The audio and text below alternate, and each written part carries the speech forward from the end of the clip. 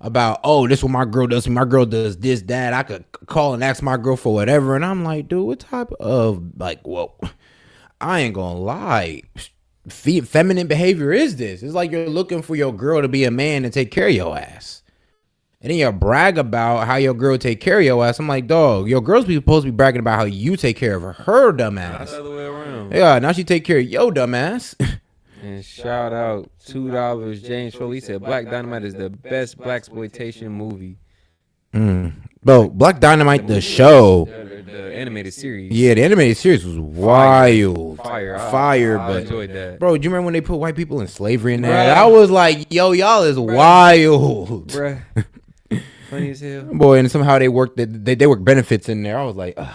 If they had a movie, I didn't know about that shit. Yeah, we went wrong at the corner of woke and social justice warriors. Man, we went wrong at the corner. Yeah, I feel it. Shout out Vlad. Which is leading us to where we are right now, where there's no duty, honor, accountability, responsibility, bravery, courage. There's no guilt, no shame to keep you self-corrected and self-focused. You're not interested in making where you live a better, safer, more secure place filled with economic prosperity, sense of purpose, morality, and ethics, and you're not dedicating yourself to being a man or a woman of public peace, dignity, and order. You just let it all go to hell. And you try to destroy all human character building things because anything counts. Because if you have character, and let's say you're a man, that means if you happen to be on the Titanic and it goes down, you say, ma'am, you and your child may have my seat on a lifeboat. I'll drown in the freezing waters. What happens is you say, I've got on a dress too, so get out of the way. That's my seat. You got rhymes and everything. No, take him and throw him over there and chum the sharks with him, you know.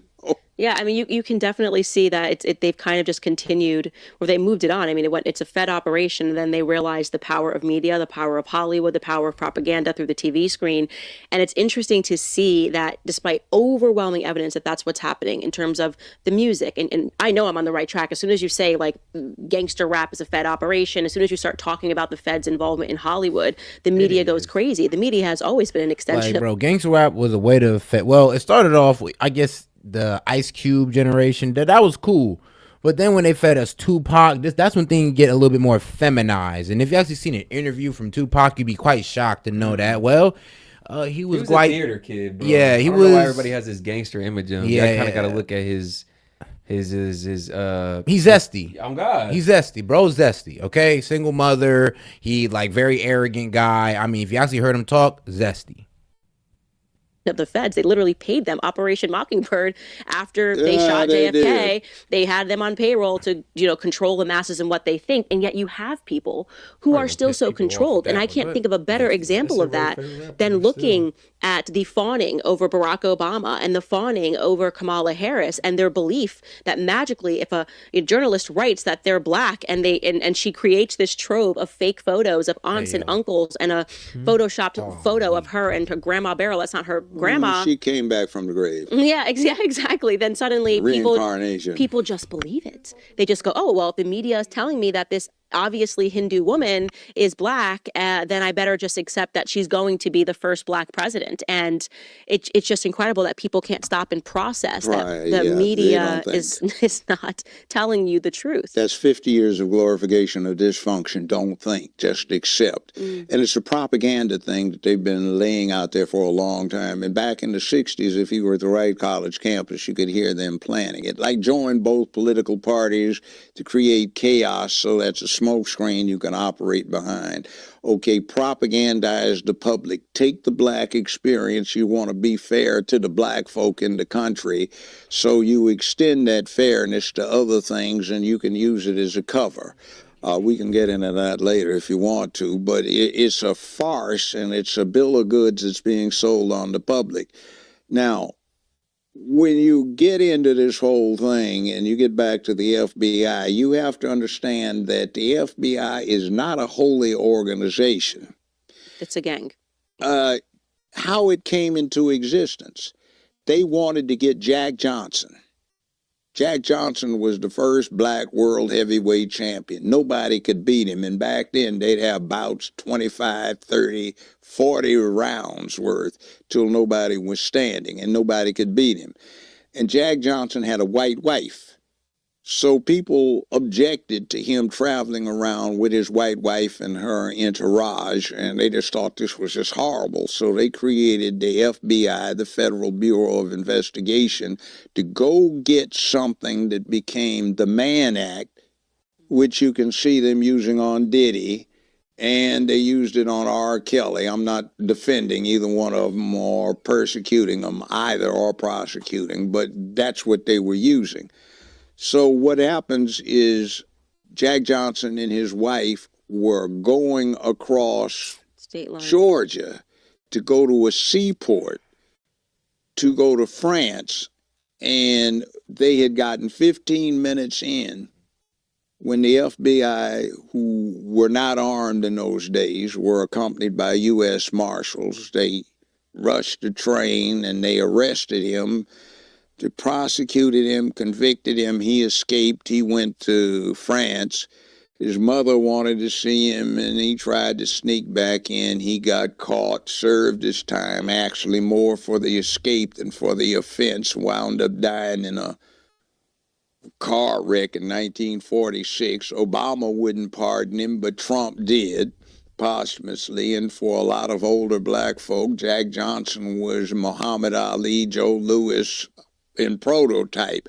Damn. But that's how Hoover got started. He was assigned to the brothels in New York, and he was masquerading as one of those little special taste functions on the third floor. He was a cute little colored boy at the time. By the way, Smithsonian Institution and the History Channel, they have gotten into him being black and passing. And J. Edgar Hoover. If you look, I'll show you some pictures. I've never heard this. Oh, I'll show you some pictures, and if you look at him, you look at it somebody that looks more black than Kamala does. So anyway,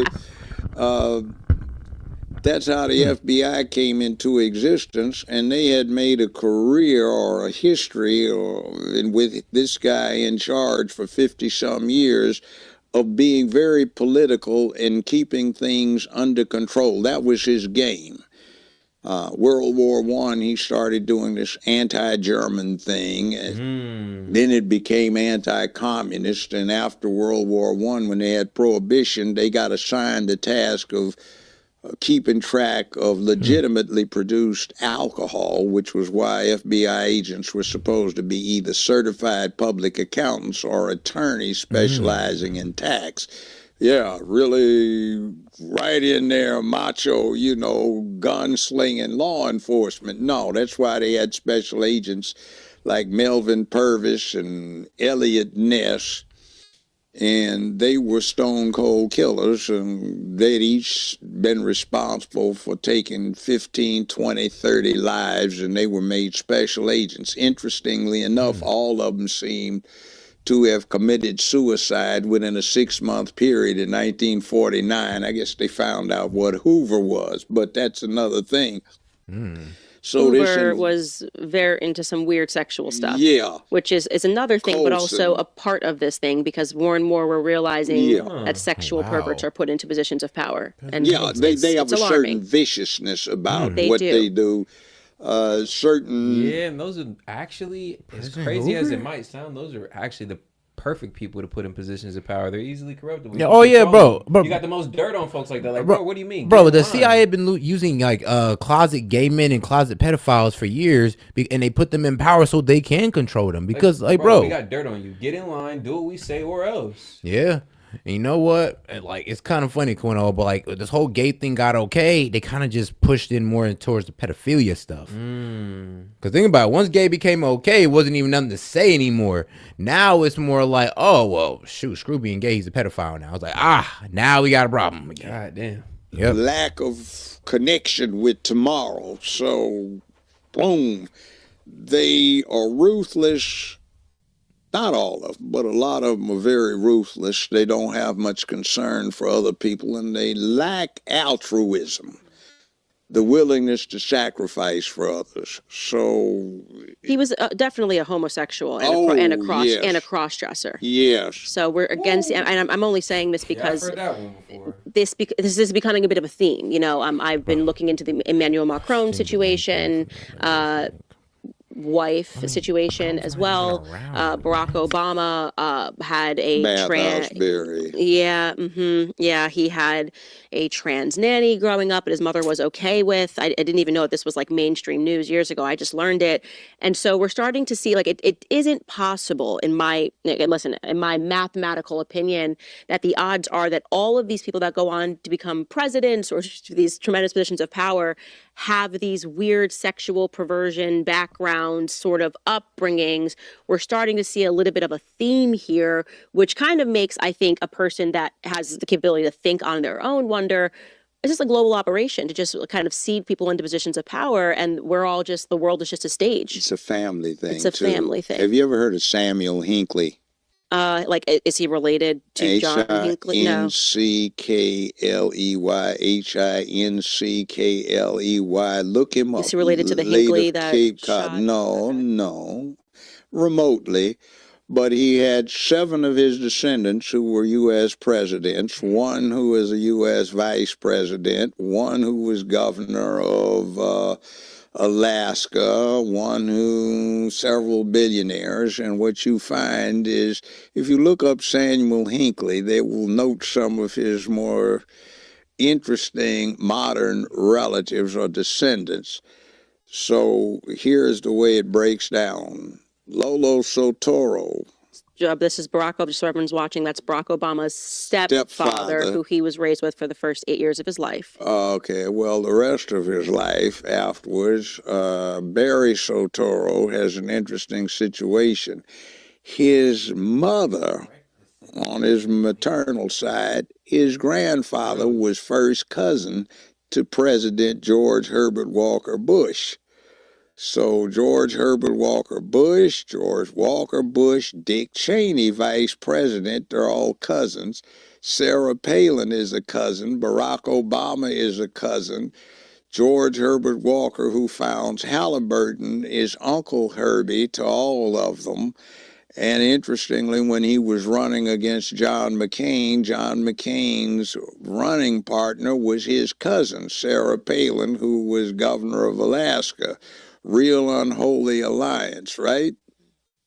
So other thing is the Bushes for the last 150 years have been supplying international intelligence, and they were into what they call paper entrepreneurialism. They would acquire businesses and sell the components off.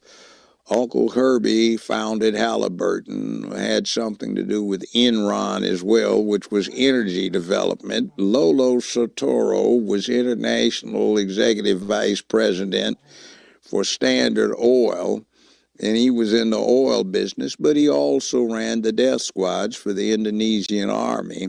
Oh, it's funny because when you look him up, it just says that, like, you know, what do they say that no, he was an engineer? Whatever this is, like he did. Bro, I'm literally looking him up right now. Yeah, he has direct descendants. Yes, is from Bush and Obama are direct descendants of this guy. What's his overall race? I need to find out because that's creepy. Samuel Hinckley. I need to look up this man's ethnicity because the fact that he's connected to Bush and Obama descendants. Damn, this seemed like American royal family. I mean, I thought we weren't ran by royalty. I thought we wasn't a monarch, but I guess they found a way to hide it. God damn. He's like, y'all not in a monarch. We're a democracy, right? Constitutional republic, aka we're a monarch in disguise somehow. When did that happen? They make it seem like he did. Yeah, he allegedly. was a geographer. That's what it says. It says that he was a geographer who did some work for the government. I had a brother who was into that, and then the oil petroleum production was part of it.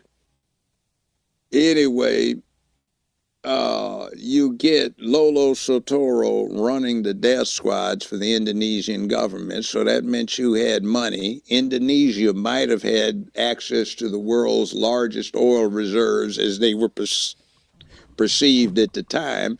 So Standard Oil used his muscle and his position to take over the oil industry in Indonesia, which they couldn't do under American law.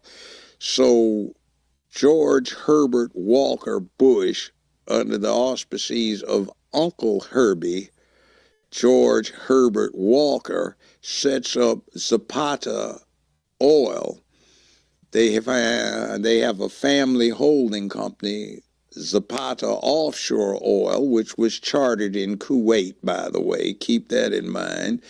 And what winds up happening is George Herbert Walker, dealt with Lolo Soetoro quite frequently on oil deals. And remember, George Herbert Walker becomes chief. And what was it? Lolo Soetoro, Obama's stepfather, was a prominent oil tycoon in Indonesia.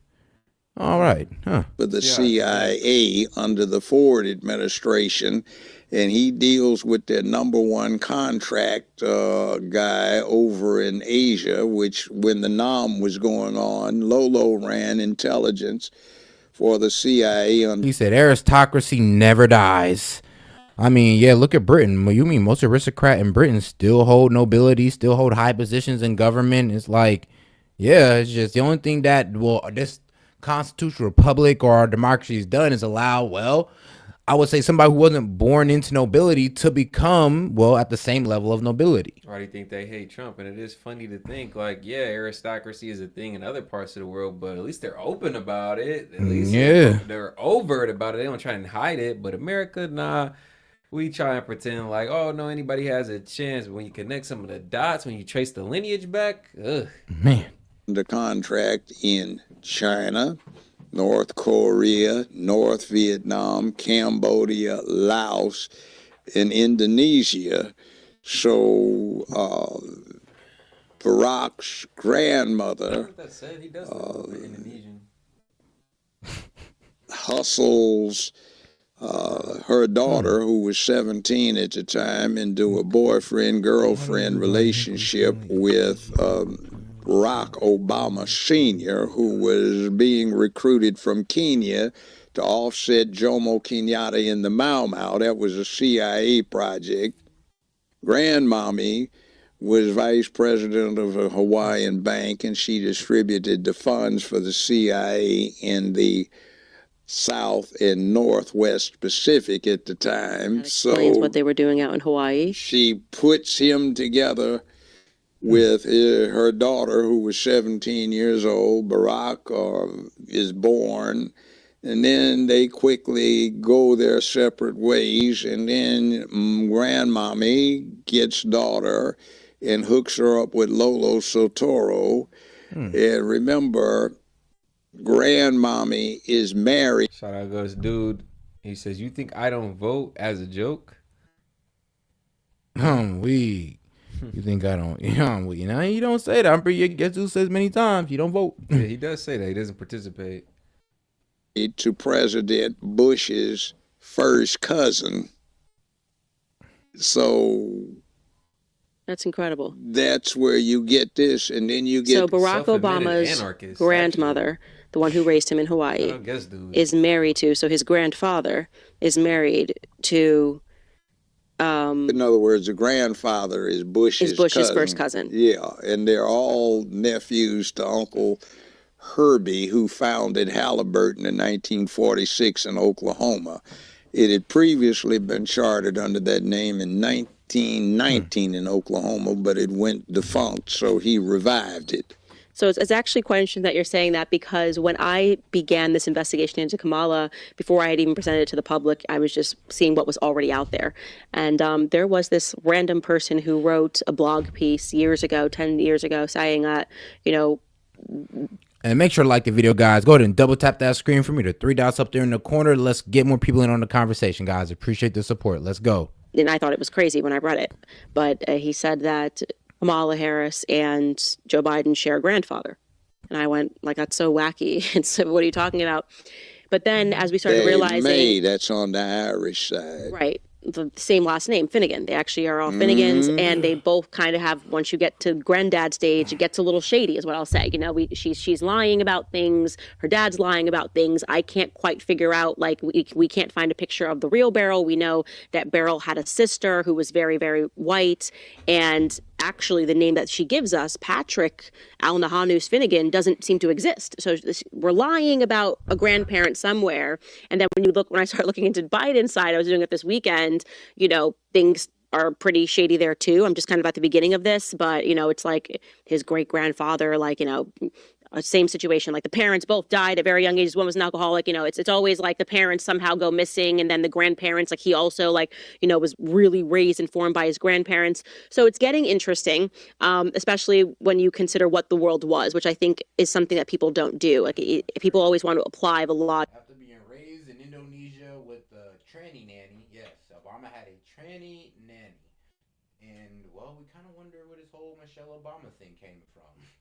Huh. Makes sense. It makes sense now. Allegedly, of course. But yeah, Obama definitely had a tranny nanny before he moved into Hawaii with his rich grandparents who were paying, $31,000 a year for him to go to school?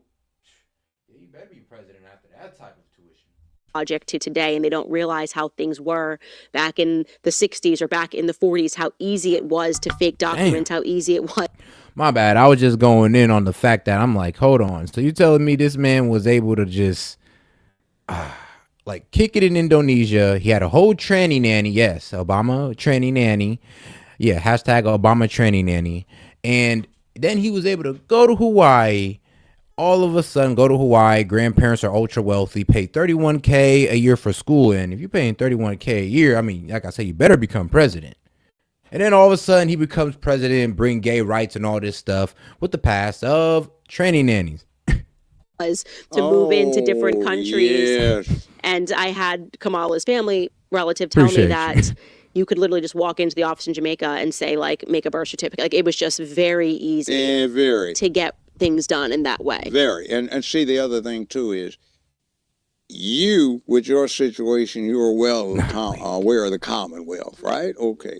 Your in-laws. Mm-hmm. All right. Now, that was Hong Kong, Singapore, that was Nigeria, that was Kenya, South Africa, that was Pakistan, that was India, that was Jamaica, man. That was the Bahamas, that was Barbados, that was New Zealand, that was Australia.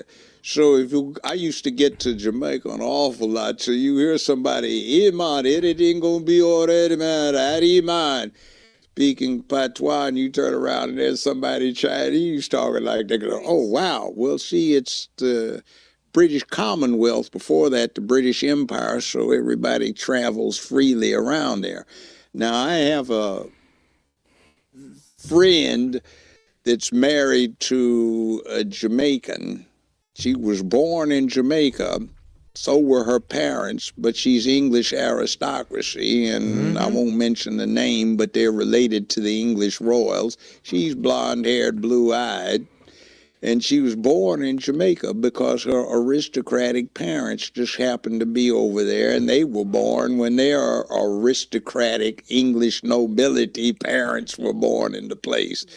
So it's an interesting thing when you see that, and it's St. Elizabeth Parish where all of the high, bright, and white Jamaicans are, and it's an interesting little hookup. So we get an international thing, but there is a family situation that gets in here, and Kamala's folk were trying to get in on it through the mother because they were Hindu. Now, the dad said his background is Irish and also from India, the Hindu thing, and he became a Marxist because that was what was going on back when he was coming of age in the early 1960s. Now, when you get this in place, you run into the fact that there are family situations.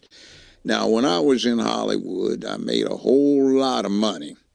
Hey. I had places all over the country, and I had 2 places in Aspen, Colorado. So my ex was a social climber, and she was a ski instructor up in Aspen, of all things. So everybody wanted to go skiing with Mrs. Brown in the backcountry. So we wound up meeting billionaires and really multi-millionaires. And it's interesting because there are these family connections that are not obvious, except when you walk around Aspen. It's awful. Everybody starts at 6'1" for the females and gets up to these guys that all look like Adonis that are these great athletes. It's like, damn, man, they've been breeding, smart and, good looking and athletic. I'm weak. And they all have these interesting relationships with each other that aren't obvious and that they don't make public. You had, starting with the Adams family, you had President Adams and his son, President Adams. You had the Roosevelts, Teddy Roosevelt, Franklin Kennedys. Delano Roosevelt. You had the Kennedys and... All right, so famous political families or just famous families who just had influence in general always somehow made it to the White House. Huh. And then they had muscle because Joe Kennedy Sr. was a gangster. He was a bootlegger, and he used That's how they established Hollywood, by the way. It was a bunch of gang members that established Hollywood. The Be right back, chat. And make sure to like the video. Yeah, I'll tell you some stuff off the record about that. So it's like you get this whole thing, and then you get the Bushes in here, and then you have the Clintons who are newbies into this whole thing, and now you have some other stuff that's going on, these peripherals. Well, it's funny you say that the Clintons are newbies, though, because even like Bill Clinton has like a weird story. Like his dad was killed in a car accident when he was like 2. It's like once you start looking into their genealogy, they all kind of have like these weird tragic stories, and then they're just kind of become the president. And I'm like, okay, well, I've lived around a lot of people who have like don't have a dad. Like they don't really go on to like go to Harvard and Yale and become president. So it's like it just makes you wonder like what is actually happening here. And then you find something else. Look at Barack Obama. What kind of connection does Barack Obama or Barry Soetoro have with the United States? He's got a long history through his mother's side of the family. They were slave owners, and 2 of his ancestors were Confederate officers during the Civil War. One even rode with Cantrell, the guerrilla up in Kansas and Missouri. He's got a connection. But even if you get away from whether or not Kamala is black, what connection does she have with the United States? Probably the least out of any candidate for president in this country's history. So you have a situation where her parents have academic visas. They're transitory. They have no intention of being permanent residents or citizens. It's passing through. And she lies a lot about it, but you've seen that, when she got to Canada, how old she was, and that's her background. Graduated from high school, wealthy, Canadian. The whole 9 yards. And she doesn't have that American vibe where you from elementary school are taught about what this country's supposed to be about. You have this thing where it's part of the Commonwealth, so they're subjects. Now, you probably have talked to your husband about... What's up, Big Wave Dave? What's up, Steph? ...that, and your father-in-law, the Earl. And, they view this whole thing about being subjects in a different way than we here in the States view about being a citizen. It's very different. Across the pond is very different. Very different. But that's the background with Kamala, the way she was brought up. And you get the feeling that somebody is trying to become part of something, but they don't want anybody with any real connection. The more isolated they are, the more they're subject to convenient. People in chat understand, if you get rid of the Electoral College, basically we will be a democracy, not a constitutional republic. That's akin to saying that if more people disagree with you, they can take away your rights. Shout out Big Wave Dave. Yeah, people kind of just make that claim without really knowing what kind of comes behind that. Like that popular vote, that's actually an issue coming up in Ohio, issue 1, if y'all are aware of Ohio politics. Like they're trying to remove the electoral votes and make it more committee based. Literally assign a committee to low key spread out the Democratic vote in Ohio, because as you know, we a red state. So they trying to low key overturn the shit we got going on with that. So y'all want to abolish the Electoral College. I'm gonna slow down on that one. Control. You know, today is tomorrow, which is why yesterday is tomorrow too, which is why we all, you know, that word salad nonsense, which is you got a silly somebody that's lazy, that's not the brightest bulb on the shelf, and is easily manipulated because somebody has done what in Hollywood they call the casting couch routine to get where they are. But at some point, if you get issue to one. the top, Look up issue 1 in Ohio. It don't even matter if you live in Ohio. Just look it up. Y'all might have something like that, respectively, in y'all own state. Yeah, you got to kind of know what's going on. It ain't just about the federal votes or the federal polls. Low key, sometimes you got to tune into these local elections and these local polls too. They got some issues on there that are more consequential for us a lot of times. with the casting couch, the problem is that there's nobody to sleep with. After a certain point, you have to have the raw talent, and if you don't have the talent, then you're not going to do anything. Appreciate much. That big wave, and that's Dave. what a problem is. $20, man. It's who is behind her and who is controlling her. Interrupting to tell you guys some exciting news. With the election coming up next month, Sticker Mule is offering a free Trump sticker pack when you sign up. So visit, even in her demeanor, saying, concerns, get your free cover Trump sticker pack today. Hurry, because it's only for a limited time. Yeah, that's what concerns me, is that she comes across to me like an empty vessel, and it was interesting to read. You know, I'm not saying, obviously, that I'll just say this to kind of sum up that statement. The Electoral College is our best chance at parity when it comes to this shit. If we just remove that, then it turns into a popularity contest, and then, come on, think about how easy it will be for candidates to run. Think about how easy it will be for candidates to sway y'all vote. Think about what they already do to pander towards y'all. They bring up Meg Thee Stallion, they bring up Quavo, Usher, Lizzo. Like, it'll turn into a popularity contest, and I ain't gonna lie, once it turns into that, we're all screwed. We don't want that. Electoral College is our best chance at parity when it comes to this. Everything this journalist wrote was real, but I do take his points about her mother being a government agent quite seriously, because of just, he says, even in her demeanor, because then when I spoke to Kamala's family members, they said, far from this depiction that she has of this, you know, warm, fluffy upbringing, that actually her mother was quite militant with her. And if we're thinking that she was involved with the government and MK Ultra, you're talking about psychological conditioning, that Kamala has been psychologically conditioned since her youth.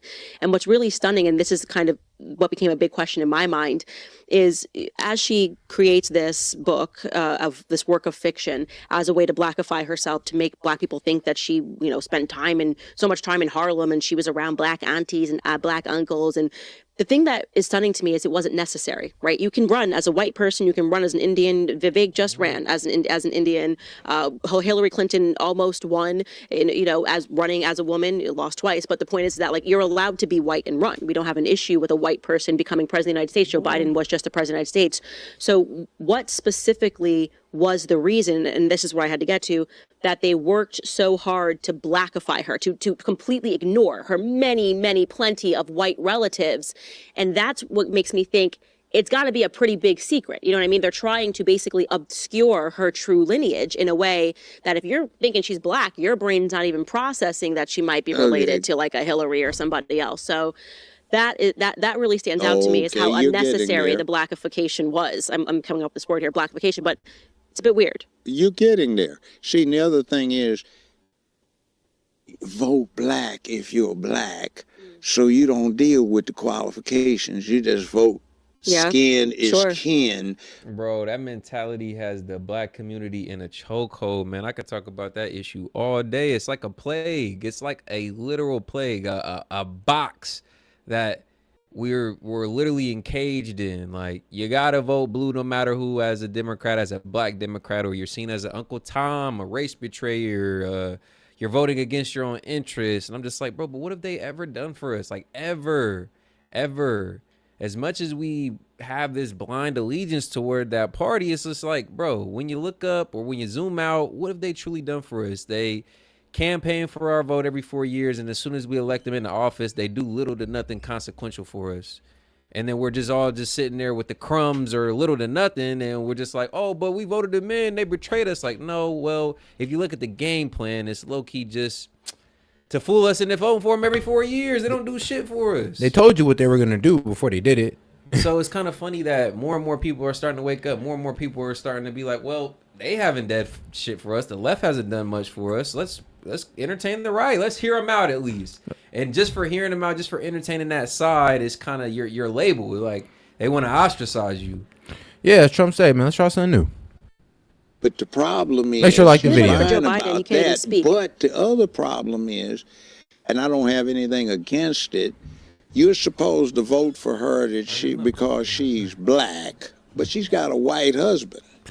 So the bottom line is if she can sleep with the white husband, then you can vote for a white man for president without any feelings of guilt. Right. So that. And shout out Justin, Eddie, New York and California will decide who the president is from there on out if the electoral vote is gone, and that is facts.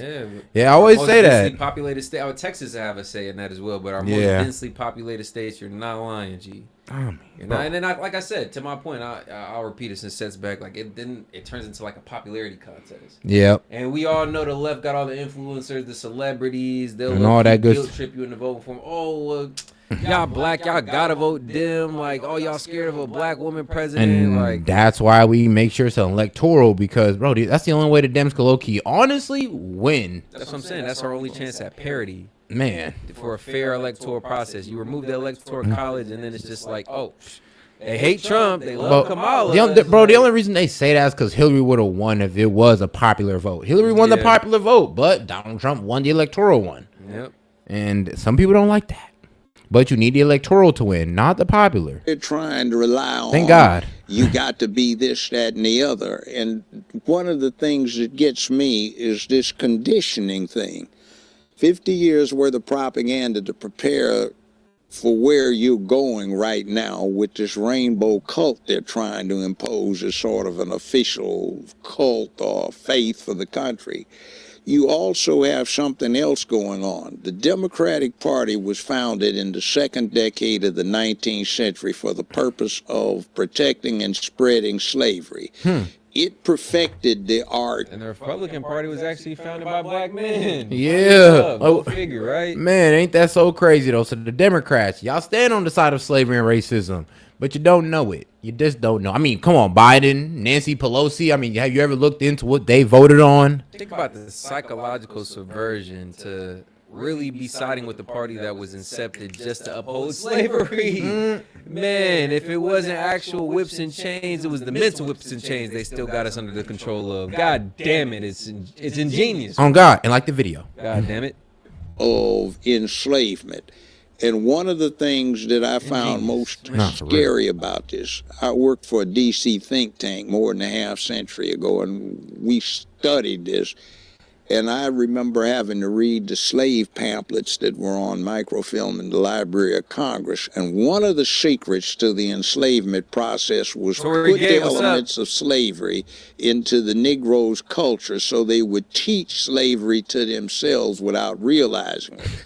So what's happening is this party of the slave masters that put this process in place has used it for something else. They don't grow cotton anymore. But there's a plantation, but they make rainbows on this plantation. And they evoke the elements of the slave culture that are in place to get. And you know what's so crazy about slave culture? There would be other slaves that would get mad at you for just trying to leave the plantation. I mean, like I said, like me and you would so-called left the Democratic plantation, and people get mad at us all the time. And we're looking back at them like, hold on, so you over there picking cotton, getting mad at us because we left? They label us, they call us betrayers, coons, Uncle Toms, do everything in their power to pull us back in. And it's really crazy. It's really crazy the lengths they go to. They'll just damn near even just spout out racism themselves. Like, oh man, y'all deserve to get shot. Like, whoa. Man, just to pick. Lies y'all tell. Like, bro, we done seen it all. I mean, you know, just to pick up the rainbow culture. Man. That's all they want. And they call us sellouts. Bruh. I'm like, y'all sold out to the rainbow. Man. Rose to vote for them without thinking about it. And the person they put in Carl becomes Morehouse was most good. vulnerable to being isolated. Hope Hillary y'all enjoy them Clinton, Skittles, for man. Taste the example, rainbow, bitch. came from a God. very I'm good interesting over here, family. G. Rodmans. I never liked that fruity shit. They were staunch Republicans. Shout out Justin Eddie coming in with $10. He says, I love you guys are helping opening people's eyes. Keep doing what you're doing. It's great whether it's Democrat or Republican. Man, that's what it's all about, bro. I tend to hate the divisiveness of the two-sided politics, and you know, when it comes to partisan issues, let's just keep it as neutral as we can. A lot of times, I understand we all have our own worldviews, political biases, but there's no need for us not to be able to conversate somewhere in the middle, man. Yeah, it is refreshing when you can meet a Kamala supporter or Trump. They can meet eye level instead of one not having a condescending view of the other. Yep, that's when we learn something. A cheerleader for Goldwater, one of the Goldwater girls. She was chairwoman of the Young Republican chapter at Wesley All Girls University for 3 years as a Republican until she met Bill Clinton. So then she switches over. But I find that very interesting for somebody to be saying it's okay for Hillary to flip-flop on the parties. But Hillary was always a wannabe, and her parents were very much middle class, and she wanted to get outside of that. And she had a history of really downing her husband, Bill Clinton, because of his low origins. But Clinton was a smart man. And she was somebody. But damn, Hillary basically said you ain't blue blood enough. Like, oh wow, a real blue blood American. I'm talking about like been rich in America since slavery. Shout out Big Wave Dave 82 coming in with $5. He says Abraham Lincoln was a Republican. The KKK was founded by Democrats. Biden attended a member's funeral. Come on now. And what about that Biden crime bill nobody wants to talk about either? Y'all forget about that? Bro, he called us super predators. Super predators. I mean, come on though, guys. Y'all but okay, but vote for Biden though. Y'all was gonna vote for Biden. Y'all was gonna vote for a senile or ex-racist old man. I'm not even gonna say he's a current racist. Ex-racist. Damn, bro, you think he still got some of that racist ideal? Oh, of course he do. But you know what? I'm pretty sure the Dems will say, "Oh, that was back in the day. He's new now." I'm like, all right, well, let's say that's true. That was isolated because she had no real connections to anything. So she became somebody that was subject to manipulation. You also have Kamala, which, by the way, is the name of a Hindu goddess, and it's not a black name. It's a Hindu name. Oh, I'm weak. It's the name of a Indian or Hindu god, Kamala. Is it? I guess so. As much as y'all say we mess it up, shit. You know what I mean? And you've got her, she's isolated because who are her relatives? You know, one of her relatives by marriage, his name is Jesse Smollett, the one that got caught up with that fraud thing. He's her nephew by marriage. Okay? Okay. You get this little picture of family connection and the noose around the neck. And by the way, I interviewed several Chicago detectives and police on that, and I happen to know one that's a cop. He's back in the DMV area now. And Jesse and the bunch had been planning this for months, and they used to discuss it at this particular athletic club. And it's kind of funny how we looked up Kamala's name, and it's supposed to be prosperity, fertility. What else we got on there? Man, let's see. What was it? Yeah, here it is. It's supposed to be prosperity, wealth, fertility, crops, and good luck. And emphasis on the fertility. Yeah, they had no kids. Oh God, they had no kids, and she's actually for taking out kids before they're even born. Man, the first sitting vice president to endorse the Planned Parenthood. Like wealth, she's trying to rob the wealthy. She's trying to rob the middle class of being able to be wealthy. So that's just so ironic. What her name stands for? Does she know at this point? Yeah, somebody needs to send Kamala what she's actually supposed to be doing here. Like, you better follow the Hindu Kamala. This goddess Kamala. Yes, Gito. And Juicy, not Jussie. And not this Kamala. No, not this Kamala. We're talking about the Hindu goddess Kamala. Shout out to the Hindus. And they got pictures of Jussie Smollett buying this noose during Halloween season at a costume shop. They've got it on video, and on security cameras, you can see him putting the noose around his own neck. And he had met with Kamala just before that, and she and Cory Booker, this is the same day when he flew into Chicago. They had been working on something that Conyers came up with in 1997 that is now modified and introduced as the Emmett Till anti-lynch bill. Wow. Remember the neck? Yes. And the whole thing, they went off and then they had to withdraw it because of the fraud that came out. Wow. Well, see, this is something they're trying to do. And maybe this will give you an idea of how they're sneaking around here. The Emmett Till anti-lynch bill has nothing to do with black people. No bill they put up has anything to do with black people. 60 plus, no kids, and leftists will tell you, well, it's not over. She could still have one. Like, bro, what? The hell y'all talking about? IVF, remember, bro? I'm like, okay, bro, okay. Hey, shout out Fox Chase. He's trying to get the answers from the people. He said, Poe, did you believe China released COVID? Hey. I mean, why not? Wuhan lab, right? Oh, God, I got you, G. You know I got you. And shout out anybody else in the chat. You want to suggest a video, post suggestions as well. Feel free to share those for $1 or more. Super chat, man. We got you. Appreciate the support. Like the video.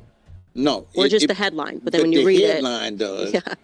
But what it does is it puts into the American federal criminal laws for the first time sexual orientation as a victim category for criminal offenses. Now, when you think of a lynching, you think of a mob killing somebody, right? The Emmett Till anti-lynch bill, one, doesn't require a mob. It can be one person. It doesn't even require a homicide. You can kidnap somebody or beat somebody. And how does that play out? What happens, let's say you have a guy who's broken up with his girlfriend or his wife. He's feeling down, and some of his friends say, hey, man, let's go to the club.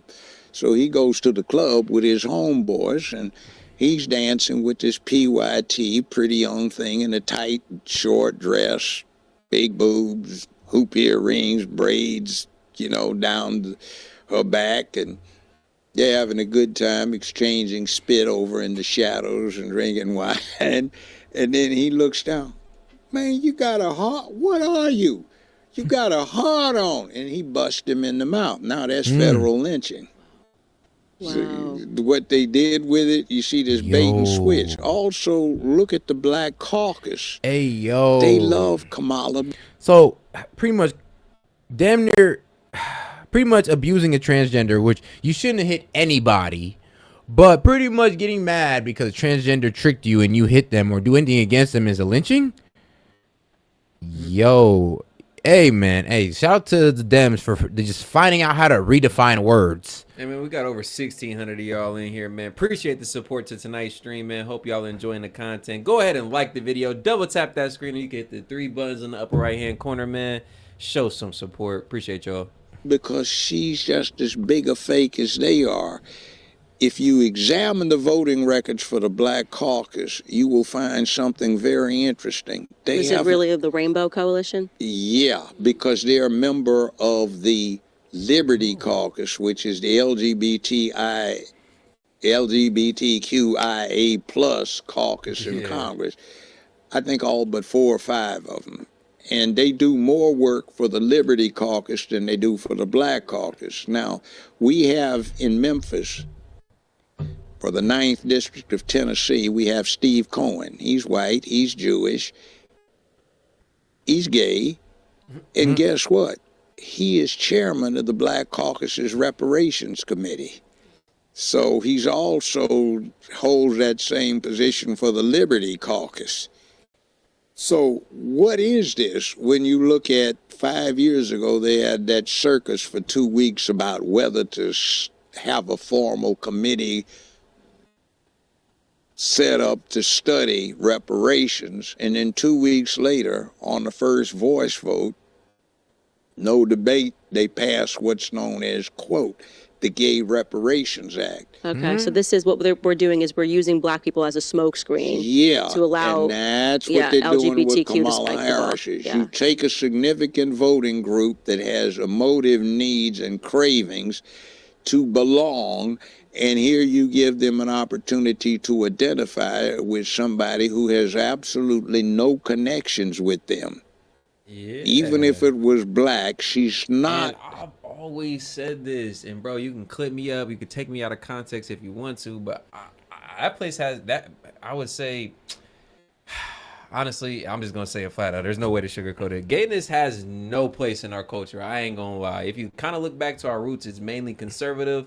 And if you look even today, these people are dealt with and treated very harshly in, I would say, more conservative black cultures. If you go back to Africa, if you go back to the Caribbean, the roots and the lineage, they back up what I'm saying. It's never been supported. It's never been something that's been promoted in our community. And only when we came to America and modernized and assimilated into their culture, and I'm talking about white culture, I'm talking about gay culture, and out of the need to be accepted, like Judge Joe Brown just said, did we just take that on full esteem, adopt it, and, you know, try and wear it? You know, we put it on our shoulders, put it on our backs, and tried to wear it like it's us. But again, it has no place. And if you go back into our lineage and the timeline, it's never been supported. So we should be offended by it due to how slavery went down and what certain slave masters making the guys do. So it's kind of crazy how we don't kind of relate that back to slavery. We don't shake it off as something that was kind of passed down from those days. Yep. And we don't like to see that part though, do we? Like, bro, in certain cultures of the world, it just will never be accepted. What do y'all think the whole Abdul grabbed the rocks? Like, bro, ain't nobody playing that shit. Yep, for disobedient women and, well, gay people. Thank God. Oh, yeah, God. Abdul grabbed the rocks. I understand it's a modern time. I ain't saying we need to grab the rocks on the gays or nothing like that. Don't take, I mean, take me out of context if you want to. It don't matter. But check what I'm saying and see if I'm lying. Go back in history. It ain't never been something that conservative black communities historically have stood by. Especially Caribbean descent. Man. Somebody who has a prior generation in America. She is the immigrant herself because her parents were not immigrants. She is the And shout out, pro out, HPH, $2. He says immigrants flood is to change electoral college. Immigrants flood in to change Yeah. But that's what they're doing with vote. Yeah, that's what they're doing with Cali, because they're trying to make sure Cali stay blue. They're trying to do that with Arizona. I think they're also trying to do that with Texas. So if Texas was to go blue, I ain't gonna lie. We need to count that. We gotta count that. Now there's some states that go blue. I know they cheated. If Texas was to go blue, yeah, we know something's up. All right, ain't no way, G. We're not gonna let y'all have that. immigrant, and by Gito Planet, that is a great point. A technical call, she's qualified to run for president. See, the Constitution defines citizenship in two places. One, how to be a citizen. Bro. And two, qualifications for being president or vice president. And I always say, bro, they're not allies. They are not, bro. I don't get, clip me up, bro. They're not allies for real, bro. They're not. They're not. It's like we attach ourselves to their movement, thinking that we're gonna be accepted in the same right as us, bro. And I always say it is funny how gay people got more rights than black folk. It's funny, they got all type of laws, they got all type of defense acts, in place for them, a protected class, a protected community, bro. And black people ain't got shit. We ain't got nothing the same, nothing that can be compared to that. The attention and I would say the priority that they've had in America over really since Barry. PR time though. Saying Kimita does not hate or have any hatred towards black people. We do not, I would say, condone any type of homophobia. Thank you, YouTube. Oh God. But yeah, they're not our allies, but they do want to recruit your children though. Yeah, bro. See. So technically, you can be a citizen, but you can't be president, like, say, Cruz down in Texas. He ran, but nobody brought it up. He was born in Canada, so he was not born on American soil. But see, Kamala was born in the same hospital my ex-wife was born in when my now late mother-in-law was a paternity nurse in that same hospital. So she's born on American soil. So I don't think they had any intention of having somebody just come in right there